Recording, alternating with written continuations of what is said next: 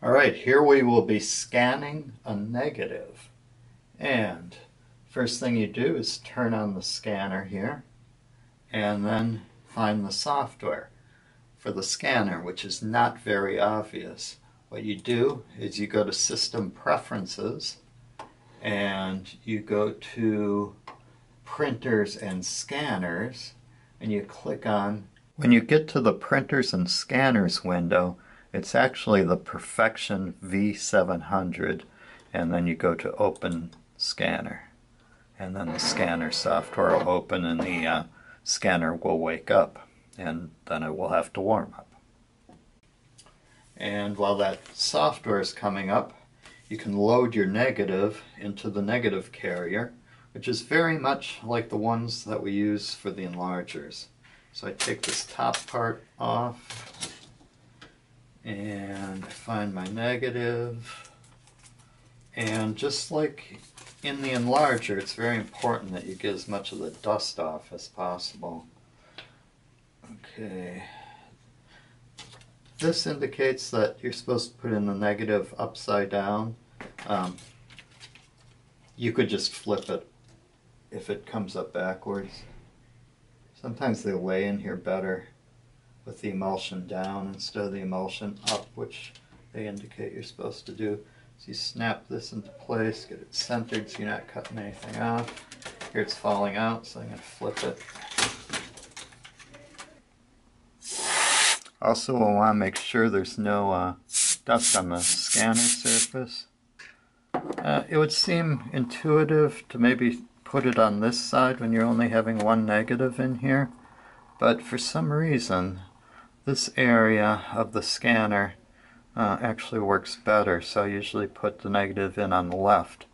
Now, there's one very specific way that this carrier goes into the scanner. What you're doing is lining up two arrows with two arrows on the scanner bed, and there's two little pins that drop into place when you have it just right.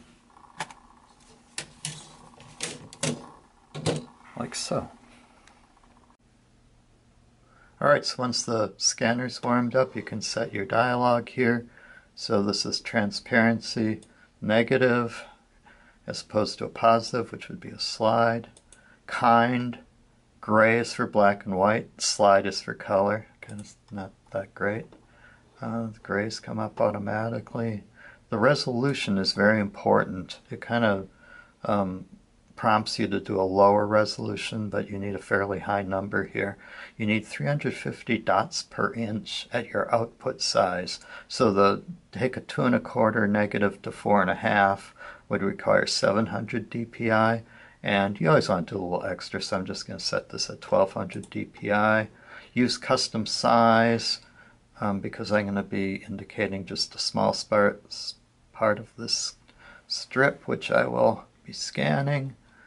Decide where you want it, name it, format should be JPEG, image correction you want manual, especially on a negative because you usually have to play around with this a little. We'll start out with on the brightness just to make it look kind of like a more normal negative, and then contrast is pretty low right there. We can go higher or lower. I'm going to keep it in the middle though, because it's always better to scan a negative more on the flat side and add the contrast later, because that way you get all the visual information that's on the negative. Okay, unsharp mask, low, don't need descreening because it's not a printed image.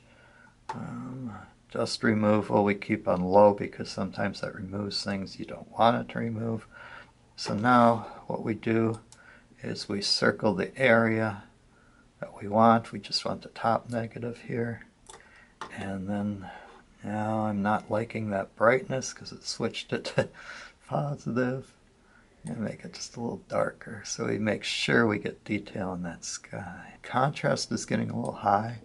You'll lower that a little bit. Even though it's not exactly how I want my final to look, I just want to make sure there's detail in every part of the negative.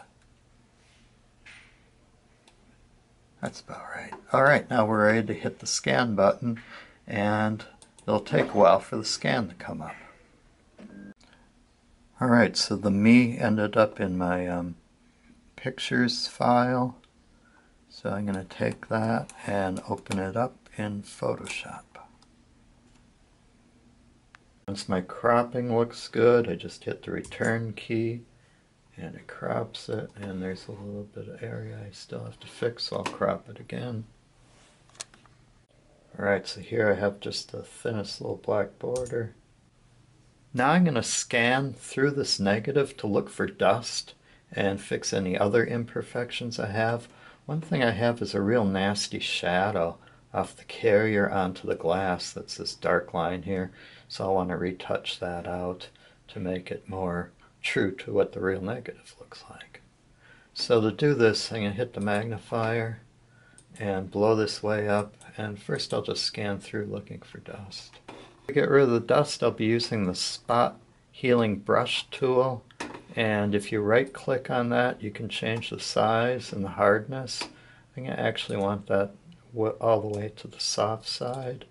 And my size, I want something about 20 pixels. Alright, now we're ready to go. Ready to look for some dust. Here's our first one. You know, you can be as fussy as you want with this. There's always, you know, imperfections, especially when you have really even tone like there is in this like snowy sky. In this case, I'm scanning through. I'm just looking for the worst stuff because I'm not reproducing this very big. Like here's an actual piece of dust laying right on the negative. That does not look good. We're going to get rid of that. And we're just going to keep scanning through to make sure there's anything too nasty anywhere on here. It's very important to do this systematically. So often I've seen students start in the middle of the picture and try to work their way out. But what you want to do is just go all the way across and then just come down a little and make up another path in the other direction, and just make sure you get any dust or weirdness that you need to get off.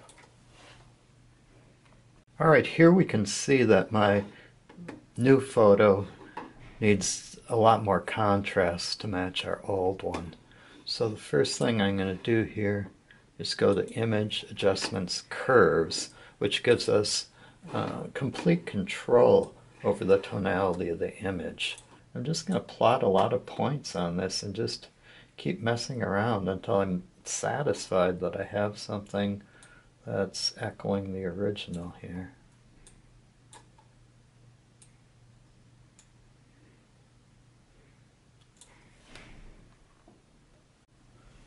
Okay, here I've tweaked the curves to a point where I kind of like how the environment and the car are looking compared to the original. I need more contrast, as does the record cover, but we're going to deal with that next. So we're just going to OK this for a start. Now we're going to go to the lasso tool. So what you do with the lasso tool is you actually select a small area of the picture that your controls are affecting. And one of the aspects to it is that you need a transition area in between the area that you're working on and the rest of the picture. So because this is a 1200 dpi image, I'm going to try about 100 for my transition. And I'm going to take my lasso tool and I'm going to kind of go around this area that I want to work on.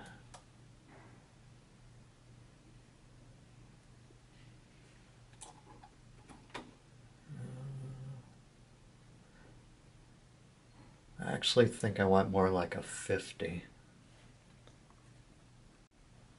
So I'm going to deselect that selection and change my feather to 50 and try again with my selection.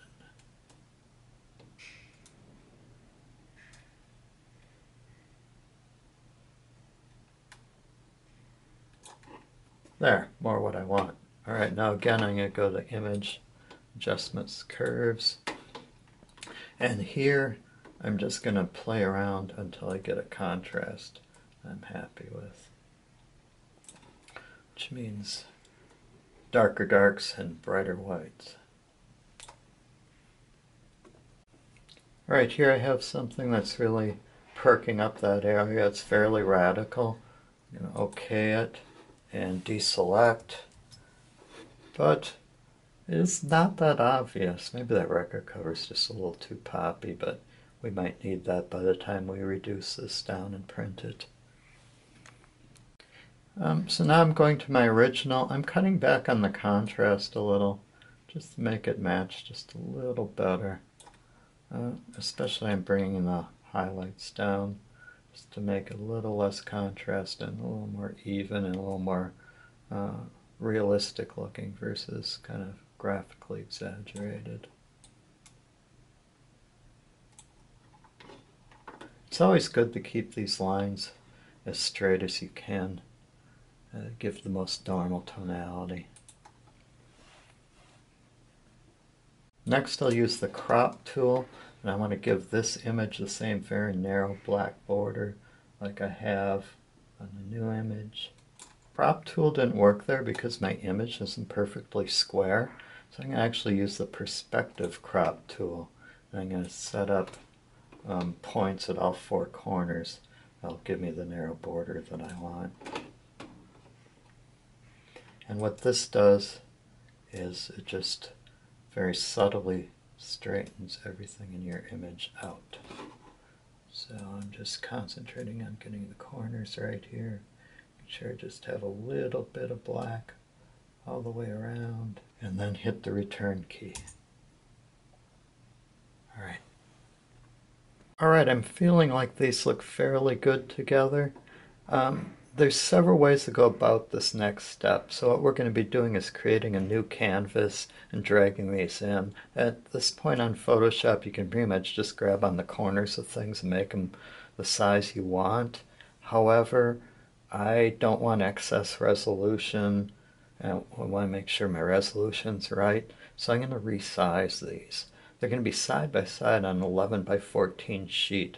So I think I'm going to want them both to be 5 inches high so they look good together. So we're going to go to image, image size, and we're going to make this image 5 inches high, and we're going to set the resolution at 350, which is what our printer could do. And then OK that. And then I'm going to do the same thing with our new image. You may want to save your image at the larger resolution if you might possibly want to print it larger in the future. Our next step will be to go to File, New, and we're going to want to create a new file that is 14 inches wide, 11 high, at 350 dots per inch, RGB, with a white background, and then click Create. And now we use our Move tool, which is the top tool here, and we can use that to move our before and after into our new canvas. And that's okay for now. Pull this one out. Use the Move tool to drag it in. And now we'll just kind of tweak how that purple horizontal line in the middle is showing us that we're centered on the paper. You can actually now just click and it'll automatically shift from layer to layer, which is nice. I kind of want these images kind of close on the paper with a little bit of white space all the way around. If you do View and then check on rulers, I just undid it. I'm doing it. You can use your cursor to see how far you're in on the side. So here I'm about 1 3/4. Here I'm about 1 3/4. So I know that these two images are centered right on the paper. I'm ready to print this. I'm going to make sure the printer is turned on and put in a sheet of paper. And that'll be the 11 by 14 paper in this case. And this paper has two distinct sides, kind of a glossy, sheeny side, which is the front side, and then the back side is kind of flat. The paper always gets set in here vertically, and you want to make sure the little guide is right up against the paper. So even though we're making a horizontal image here, the paper goes in vertical. It's important. Now we go to File, Print, and we'll get the printer dialog, and it's sort of set up where we want it here. But the first thing you want to do is do the layout. Vertical, no. Horizontal, yes. Go to print settings, and that's where you set the paper size. And you get this little box, and you want it to be, in this case, 11 by 14. But often when you just open this up, it's going to be on US letter. So you want to make sure you go from US letter to 11 by 14, the top one. All right. Then you hit save. And now we scroll down this setting. You don't have to worry about color because we always use the same paper in this machine, but there's a couple decisions to make here. So you can just click on Scale to Fit Media, and it'll automatically make your image the right size for the paper. It makes it slightly smaller in this case because the printer cannot go to the edges. It leaves an 1/8 inch border no matter what you do. We actually want this not at Scale to Fit Media, but 100% because we want this very precisely to be 5 inches high. So now we're ready to hit print, and we're going to get a warning here because of that 1/8 inch factor. But we're going to go proceed because we don't have to worry about it because our paper is supposed to be white there anyway. And now we just wait for the printer to do its thing. Sometimes it'll say ink levels low here. That's not necessarily anything to get too concerned with, because you can make it'll give you a warning that it's low about 10 prints too early. The printer will actually stop if it runs out of ink. In that case, you push down this button for 3 seconds and this door will open up, and you'll need to determine what cartridge needs replacing, and then that cartridge will be in this cabinet where the cartridges are stored.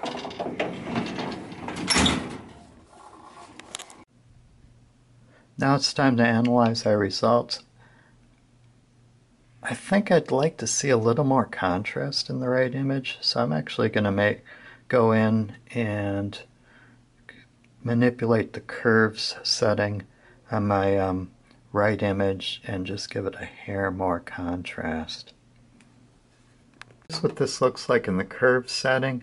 I'm just basically making this steeper in the highlight areas and making sure that my shadow areas are staying maybe even just a hair darker by going under the line from where they were.